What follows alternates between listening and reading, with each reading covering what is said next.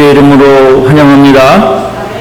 하나님 앞에서의 삶, Life before God, 하나님 앞에서의 삶이란 제목으로 같이 말씀을 받기 원합니다. 사도행전 3장에 나온 내용이 어떤 내용이냐면 베드로와 요한이 9시에 성전에 올라가서 기도하려고 예루살렘 성전으로 올라가고 있었습니다. 이스라엘 시간은 우리 시간에 6시간을 더하면 됩니다. 이스라엘 시간에다가 6시간을 더하면 우리 시간이 됩니다. 그래서 9시 하면 6시간 더하면 몇 시예요? 15시. 그러니까 오후 3시에 베드로와 요한이 성전에 기도하러 올라가다가 안진뱅이, 그러니까 하반신의 불수인 안진뱅이가 베드로와 요한한테 구걸을 합니다. 이렇게 얘기했죠. 한 푼 주세요. 혹은 자비를 베풀어 주세요. 혹은 내가 먹고 살 게 없으니까 플리즈 좀 도와주세요. 이렇게 얘기했겠죠. 그때 베드로가 이렇게 얘기합니다. 은과 금은 내게 없거니와 내게 있는 이것을 내게 주노니 나사렛 예수의 이름으로 일어나 걸으라. 그러면서 오른손을 잡아서 일으켜서 그 안진뱅이를 잡아 끕니다. 그때 이 안진뱅이의 발과 발목이 힘을 얻고 걷기 시작하고 뛰기 시작합니다. 평생 들어가 보지 못했던 성전에 들어가서 하나님을 찬양하기 시작합니다. 옛날만 해도 장애인은 성전에 들어갈 수가 없습니다. 그런데 다 나았으니까 성전에 베드로와 요한과 함께 들어가서 영광을 돌리니 많은 사람들이 보고 놀랐다 그랬어요. 그런 일들이 막 일어나니까 이스라엘 유대인들이 비상회의를 열기 시작합니다. 그래서 산헤드린 공의들이 71명이 모여서 회의를 하면서 사도들을 잡아다가 앞에 놓고 신문하는 내용이 오늘 본문의 말씀입니다. 몇 주 전에는 예수님을 거기서 졸속 재판에서 십자가를 못 박아 죽였던 그 산헤드린, 지금 얘기하면 국회와 대법원들이 다 모여서 71명의 산헤드린 공의원들이 모여서 반원, 타원을 그리면서 앞에다 증인들을, 피고들을 세워놓고 신문하는 걸. 누가 너희들에게 이런 권세를 주었느냐? 누구의 이름으로 이런 일을 행하고 있느냐? 질문하고 있는 거예요. 혹시 여러분 중에 재판장에 서본 분이 있으세요? 판사 앞에 이렇게 서서. 오전에 제가 한 분한테 물어봤어요. 섰대요. 마음이 어떠냐? 그랬더니 It's very scary. 되게 떨리고 무서웠다는 거예요. 여러분 지금 재판장에 섰는데 몇 주 전에 예수님을 그 자리에서 재판해가지고 사형을 언도해서 죽였던 그 자리예요. 저도 이렇게 가가지고 선서하고 몇 번 이렇게 재판장에 섰는데 거기는 웃음을 찾아볼 수가 없어요. 미소를 볼 수가 없어요. 검사의 눈이 째려보죠. 판사들이 째려 배심원들이 있죠. 이쪽 고소한 고소인들이 있죠. 피고는 눈을 들 데가 없는 거예요. 거다가 71명의 산헤드린 공의원들이 다 쳐다보고 있는 상황에서 베드로와 요한에게 묻습니다. 누가 너에게 무슨 권세로 누구의 이름으로 이런 일들을 하고 있느냐? 신문하는 그 내용이 오늘 본문의 내용입니다. 4장 1절부터 우리가 읽진 않았지만 쭉 보시면 1절에 이렇게 말씀합니다. 사도들이 백성에게 말할 때 제사장들과 성전 맡은 자 사두개인들이 이르러. 지금 모든 사람이 다 보고 있지만 특별히 제사장들도 있고 서기관도 있고 사두개인도 있고 다 있는 거예요. 그때 베드로가 유명한 말을 합니다. 오늘 본문 19절의 말씀을 한번 보여주세요. 19절 이렇게 말씀합니다. 베드로와 요한이 대답하여 이르되, 사도행전 4장 19절입니다. 베드로와 요한이 대답하여 이르되 하나님 앞에서 너희 말 듣는 것이 하나님의 말씀을 듣는 것보다 옳은가 판단하라. 베드로와 요한이 대답하이르되 하나님 앞에서 너희 말 듣는 것이 하나님의 말씀을 듣는 것보다 옳은가 판단하라. 지금 베드로는 어디서 나온지 모르는 용기의 말을 하고 있는 것입니다. 지금 사형에 집행될 수도 있고 무기징역 아니면 평생 감옥에서 묵을 수 있고 멀리 유배 갈 수 있는 그런 상황. 베드로는 더 이상 도망가지 않았습니다. 예수님을 부인하지 않았습니다. 예수님을 저주하지도 않았습니다. 180도 변화된 모습으로 당당하게 하나님 앞에서 너희 말 듣는 것이 하나님 말씀을 듣는 것보다 옳은가 판단하라. 어디서 이렇게 베드로가 변화됐을까요? 180도 변화된 베드로의 모습을 볼 수 있습니다. 예수님이 잡혀갈 때에는 도망갔어요.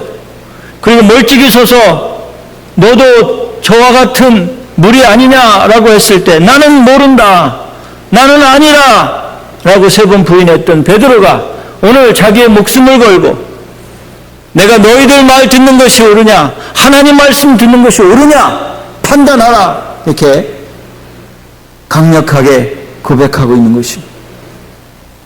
어떻게 보면 목숨을 내는 거죠. 그 사람들 얼굴이 어땠을까요? 저는 이 본문을 통해 제목을 얻었습니다. 하나님 앞에서. 한번 따라해 주시기 바랍니다. 하나님 앞에서. 하나님 앞에서.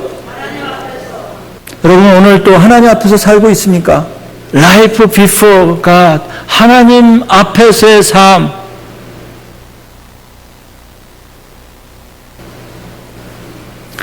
그래서 저는 제목을 하나님 앞에서의 삶하고, 첫째로는 하나님 앞에 사는 사람 삶은 어떤 삶입니까? 묵상하다가 본문에서 이 말씀을 찾았습니다. 2절에 보면 예수 안에서 죽은 자의 부활이 있다고 백성을 가르치고 전함을 싫어하여. 2절에 보면 예수 안에서 죽은 자의 부활이 있다고 백성을 가르치고 전함을 싫어하여. 자, 저를 보세요. 이제 사도들이 뭘 전했다고요? 부활을 전했다는 거예요. 예수, 하나님 앞에 사는 사람들은 첫째, 부활의 확신이 있는 사람들이에요. 믿습니까? 부활의 소망이 있는 사람들이에요.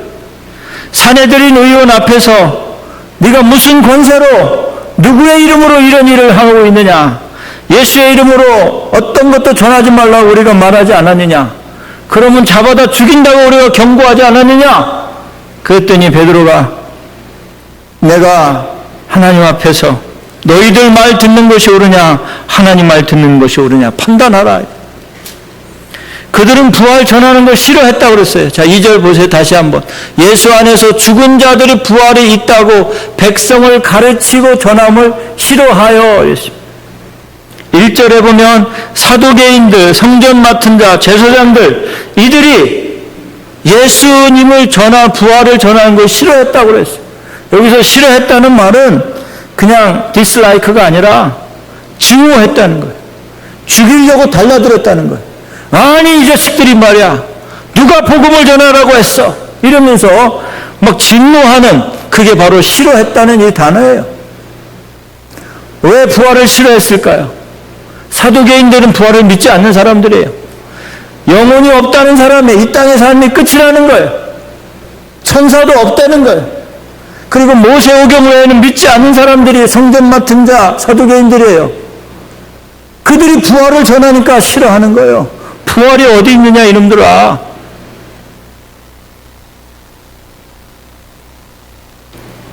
이런 부활이 없는 사람, 소망이 없는 사람은요 이 땅이 끝이라고 생각하는 거예요.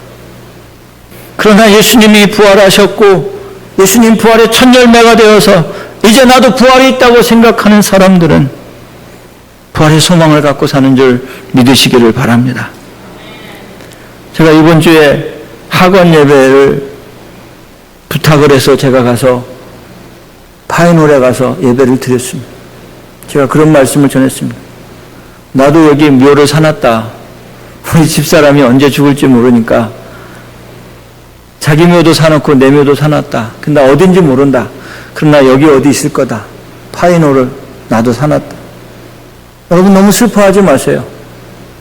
이분은 예수 믿다가 하늘나라 갔기 때문에 천국에 있다면 우리도 가서 만날 건데, 저도 갈 거고 여러분도 갈 거고 뭐 이렇게 슬퍼하냐. 좀 웃어라. 다 사람들이 경직돼가지고요 다 이렇게 하고 있어요. 우리 어머니가 돌아가셨어, 우리 할머니가 돌아가셨어, 그러면서 다 슬픔에. 부활의 소망이 있는 사람들은요 죽음 앞에서 소망이 있는 거예요. 천국에 확신이 있는 거예요. 그래서 우리는 이 땅에서의 끝이 아니라 부활의 소망을 두고 살아가는 하나님의 백성들인 줄 믿으시기를 바랍니다. 사형을 당하느냐 무기징역을 당하느냐 그러한 재판장 안에서 사도 베드로는 오늘 담대하게 이야기합니다. 내가 너희 말 듣는 것이 하나님 말 듣는 것보다 더 옳은가 판단하라. 왜냐하면 부활이 있기 때문에. 부활이 있는 사람들에게는 어떻게 할 수가 없다는 거예요. 돈이 있으면 주님을 위해서 쓰고, 시간이 있으면 하나님의 영광을 위해 쓰고, 몸이 건강하면 하나님의 교회를 세워가며 하나님의 일을 하는 사람들, 세상이 감당하지 못하는 사람들, 부활의 확신 있는 사람들입니다. 고린도전서 15장 19절에 보면 이렇게 말씀합니다. 고린도전서 15장 19절에 보면 이렇게 말씀합니다. 만일 그리스도 안에 우리가 바라는 것이 다만 이 세상의 삶뿐이면 모든 사람 가운데 우리가 더욱 불쌍한 자이르라. 만일 우리가 이 땅에서의 삶으로 끝난다면 저와 여러분이 제일 불쌍한 거예요. 아마도 저도 제일 불쌍한 사람 중에 하나일 거예요. 초등학교 4학년 때부터 믿음 생활하면서 주님을 위해 예배드리고 시간을 바치고 물질도 바치고 젊음도 바치고 청춘도 다 바치고 나의 모든 삶을 송두리째 다 하나님 앞에 드렸다고 생각하고 부활해서 받을 상급을 생각하고 금식하며 기도하며 나왔던 그 모든 시간들 얼마나 누구한테 보상받겠어요? 불쌍한 사람 중에 저도 포함되고 여러분도 포함될 거예요. 만약에 이 땅의 삶뿐이라면 얼마나 불쌍해요. 이 땅에서 누리지도 못하고 큰 소리도 못 내고 정말 하나님 앞에 많은 것 헌신했잖아요. 근데요, 여러분 아쉬워하지 마시기 바랍니다. 슬퍼하지 마시기 바랍니다.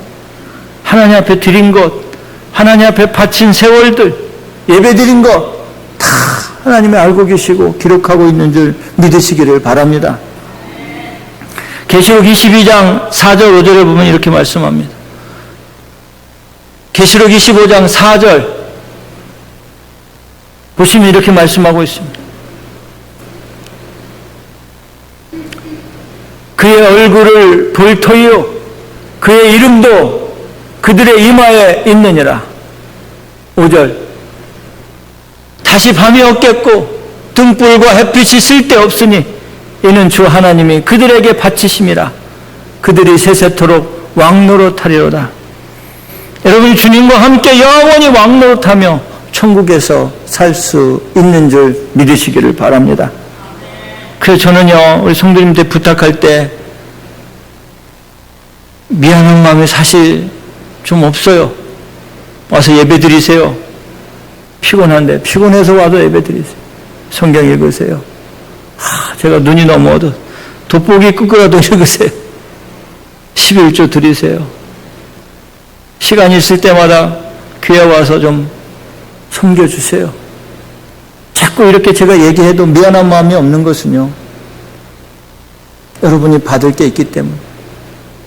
천국에 가면 다 받을 거 아니에요? 왜 여러분 전략하면서 조금합니까?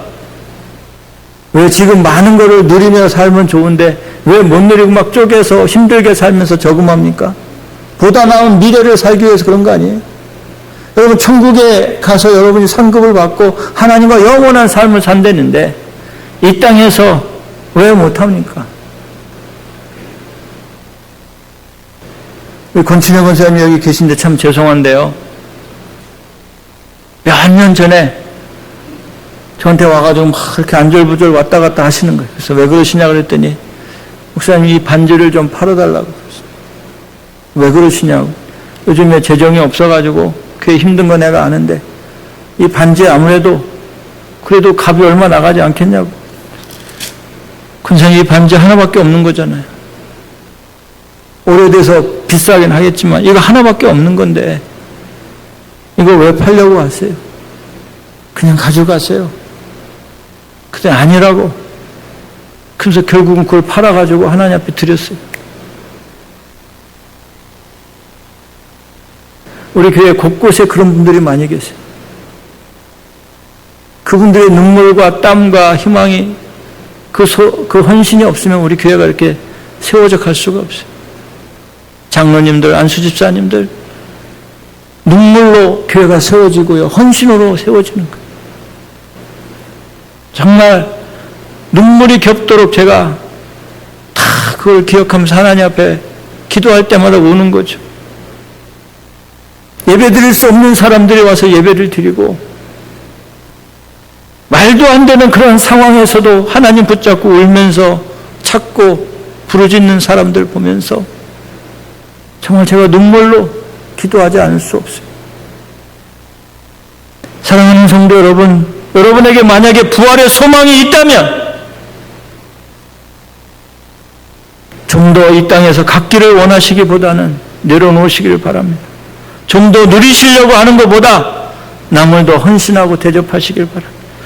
좀 더 자기를 알아달라고 소리치기보다 다른 삶을 더 세워주시기를 바랍니다.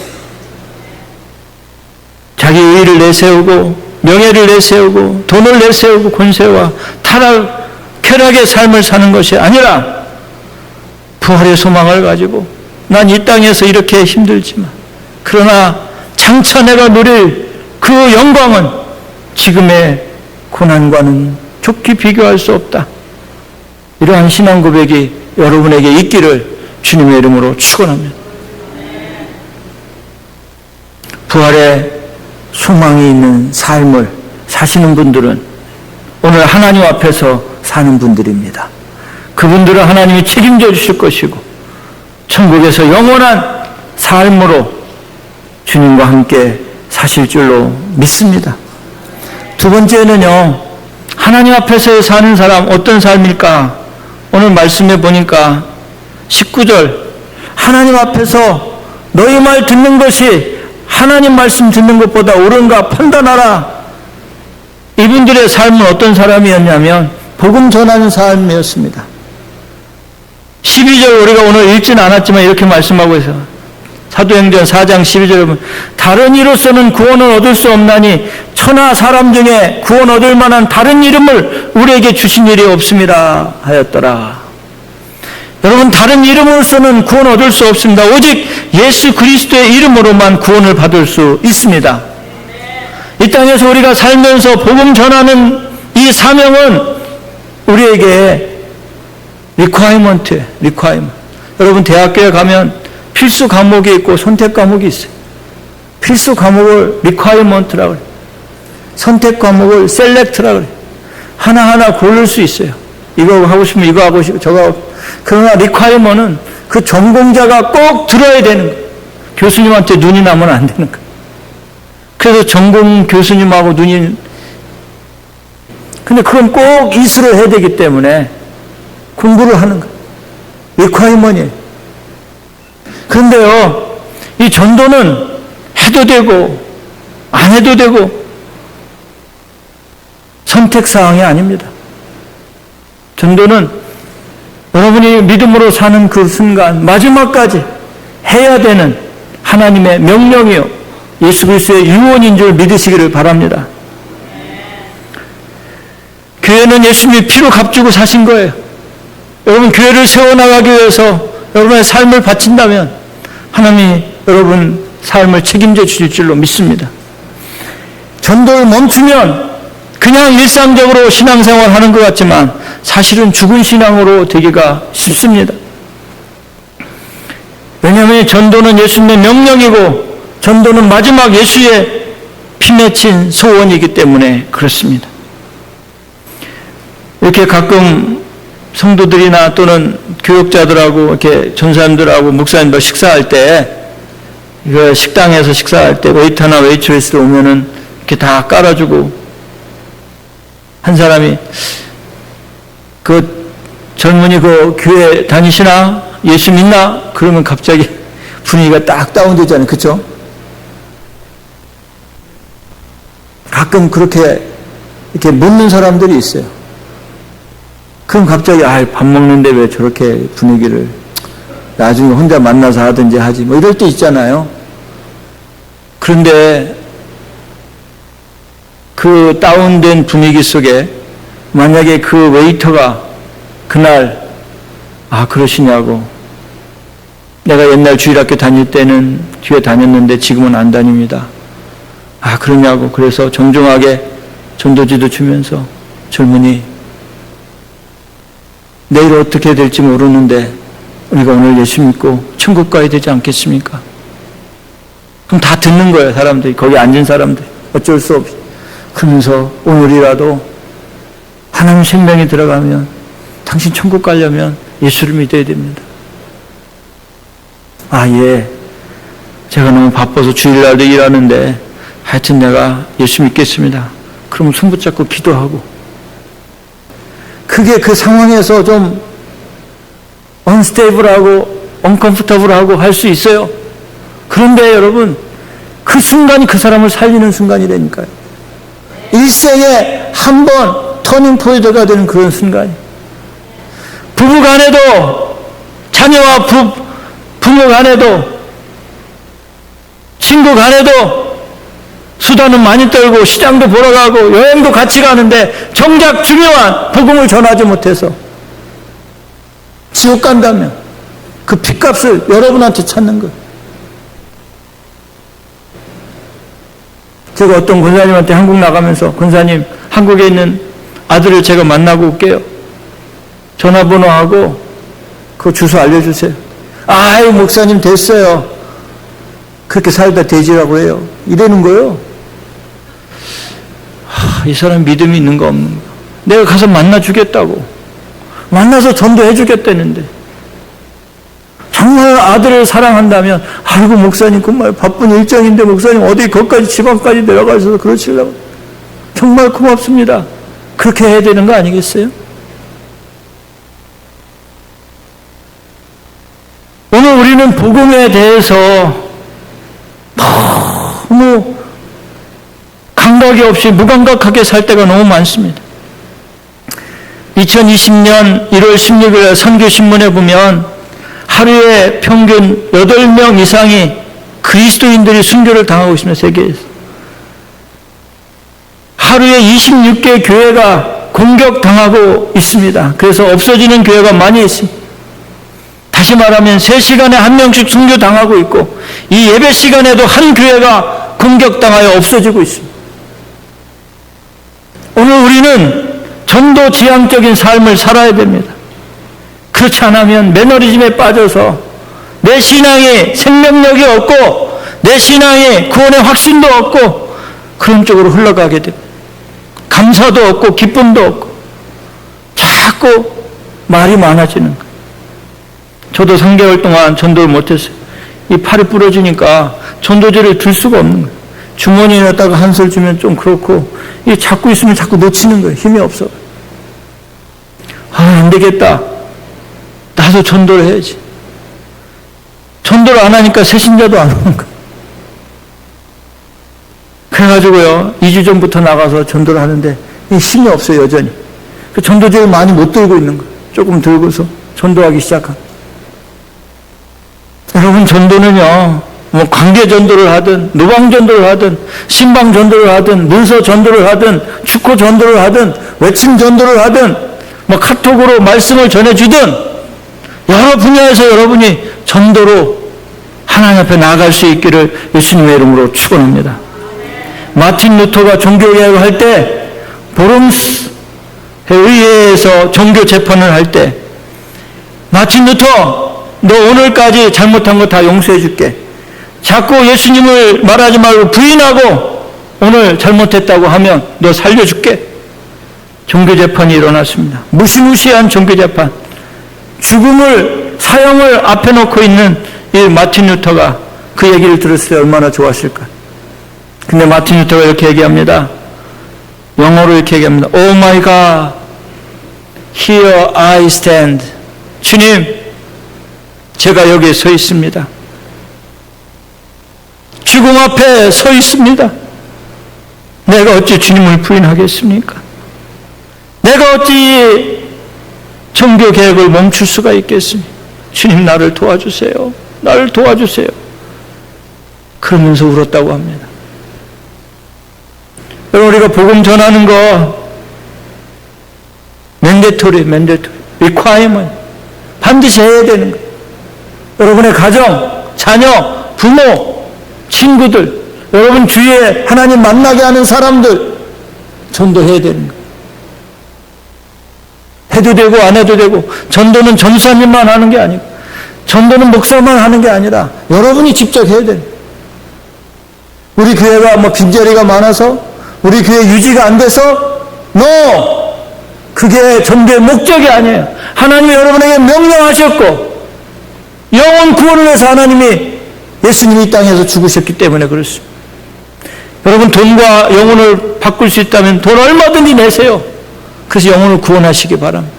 천하보다 귀한 영혼을 구하는데 여러분 몇천 불이 문제입니까? 여러분, 시간 바꾸어서 한 영혼을 구원할 수 있다면 시간을 들이세요. 여러분, 건강 그것과 바꾸어서 한 영혼을 구원할 수 있다면 그렇게 하시기 바랍니다. 여러분, 신들러 리스트라는 영화를 보신 분은 알겠지만 마지막 장면에 신들러 리스트가 차를 보면서 내가 이 차를 팔았다면 10명을 더 구할 수 있었을 텐데, 반지를 꺼내면 내가 이 반지를 팔았다면 2명을 더 구할 수 있었을 텐데.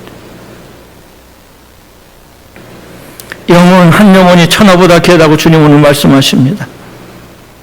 전도해서 하나님 앞에 올려드리는 사람은요, 교회에서 말이 없습니다.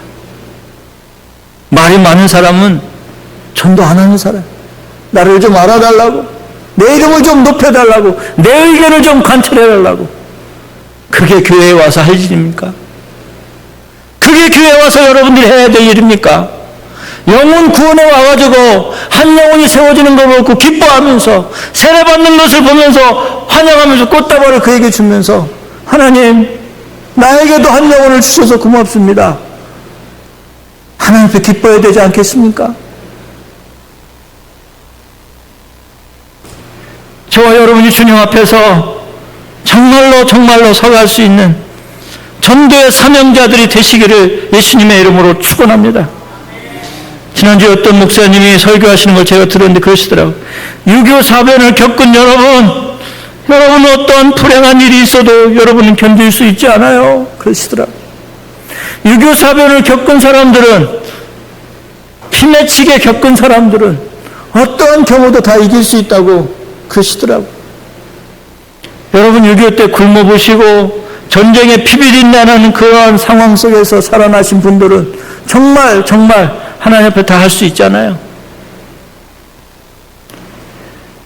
교회 전도해 오면 그 영혼 살리는 데 모든 성도들이 초점을 맞추고 한 영혼이 오면 그 영혼이 왔다고 기뻐하며 천국에서 천국 잔치가 이런 걸 생각해 보면서 여러분, 복음을 위해 사실 수 있는 저와 여러분이 될 수 있기를 예수님의 이름으로 축원합니다. 내 증인이 되어주라. 그것이 예수님의 유언이셨습니다. 예수님이 가면서 내가 성령을 너에게 부어줄 텐데 예루살렘을 떠나지 말고 내 증인이 되어줘라. 네가 올 때 나도 내 증인이 되어줄게. 오늘 말씀 12절에 보면 다른 이로서는 구원을 받을 수 없나니 천하 사람 중에 누가 구원받을 만한 다른 이름을 너에게 주신 일이 없다. 오늘 19절 말씀, 하나님 앞에서 너희 말 듣는 것이 하나님 말씀 듣는 것보다 옳은가 판단하라. 오늘 우리는 이 말씀에 집중해야 할 것입니다. 하나님 앞에서 여러분 살아간다고 자부하시는 여러분, 하나님 보실 때는 어떠실까요? 정말 너무도 부족하고 너무도 연약하고 너무도 죄투성이해서 죄송한 것뿐인 우리의 삶이 아닙니까? 오늘 우리는 하나님 앞에서 회개하면서 하나님 앞에서 내가 사는 삶으로 복음 전하지 않는 것에 대해서 다시 한번 하나님 앞에 회개하시기를 주님의 이름으로 축원합니다. 누구를 만나도 복음을 전하고 있는가? 누구와 밥을 먹어도 누구와 얘기를 해도 복음에 대한 이야기를 하는가? 내 삶을 돌아보면서 복음 전하는 저와 여러분이 될 수 있는 은혜가 있기를 예수님의 이름으로 축원합니다. 말씀을 정리합니다. 하나님 앞에서 사는 저와 여러분, 부활의 확신을 가지고 사시기를 바랍니다. 이 땅에서의 삶이 끝이라면 우리보다 더 불쌍한 사람들이 없을 것입니다. 그러나 여러분한테 강력하게 얘기합니다. 이 땅의 삶의 끝이 아닙니다. 이제 새로운 천국의 삶이 시작될 것입니다. 부활의 열매를 여러분이 딸 것입니다. 부활의 소망을 가지시길 바랍니다. 그리고 전도의 삶을 사시기를 바랍니다. 베드로와 요한과 야고보와 이 사도들이 자기의 목숨을 내놓고 마지막까지 예수의 복음을 전하다가 순교의 현장에 이슬로 사라진 것처럼 오늘 우리는 이 땅에서 복음을 아무리 전해도 순교당하는 일은 없잖아요.